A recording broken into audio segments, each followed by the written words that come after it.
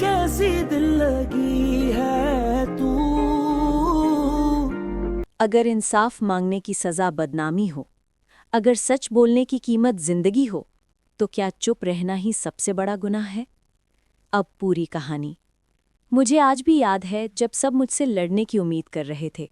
Case करो, शिकायत दर्ज करो, सज़ा दिलवाओ। लेकिन कोई ये नहीं समझता कि कभी-कभी चुप्पी कमज़ोरी नहीं होती, वो जिंदा रहने की मजबूरी होती है। हाँ, मेरे साथ जो हुआ वो गलत था।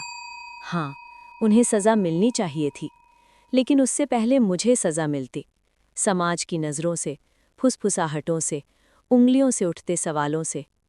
लोग पूछते हैं, लड़कियां रिपोर्ट क्यों नहीं करती? क्योंकि उन्हें नहीं पता कि इंसाफ मिलने से पहले हमें कितनी बार मारा जाता है। सब हिम्मत की बातें करते हैं, और मैं बस सांस लेने की कोशिश कर रही हूँ। मैंने कह दिया, ये मेरा आखिरी फैसला है। लेकिन उस रात सुकून ज्यादा देर नहीं टिका। डोरबेल बजती रही, लगातार, बेरहम, जैसे उसे मेरे डर की आवाज़ पता हो। फिर वो आया, एक तूफान की तरह। आंखों में गुस्सा नहीं था, सिर्फ खामोशी थी, खतरनाक खामोशी।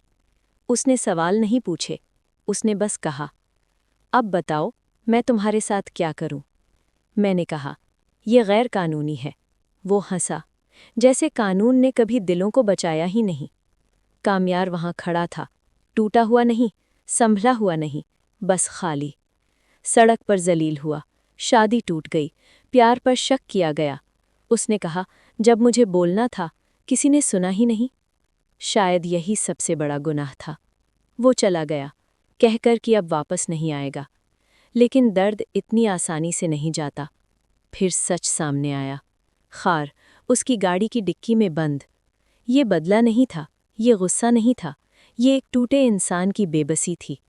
सब मुझसे कहते रहे, उसके पास जाओ, समझाओ, मुस्कुराओ, उसका अहम ठीक करो। लेकिन जो इंसान खुद को चोट पहुंचा रहा हो, उसे कैसे ठीक किया जाए? अस्पताल में मैंने कहानी का दूसरा सच देखा। एक लड़की जिसे परिवार ने निकाल दिया, जिसका कोई नहीं बचा। फिर भी कामयार ने सब इंतज़ाम किया, जबकि वो मेरी शक्ल तक नहीं देखना चाहता था।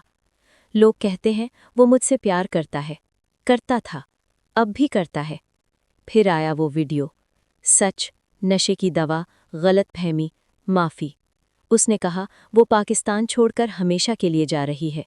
उसने कहा कामयार ने उसकी जान बचाई। और अचानक खामोशी बहुत भारी हो गई। फिर किस्मत ने आखिरी वार किया। खून, अस्पताल, आईसीयू। कामयार बेहोश था। डॉक्टर बोले चोटें मामूली हैं, लेकिन जब माँ टूटती है तो कोई चोट मामूली नहीं होती।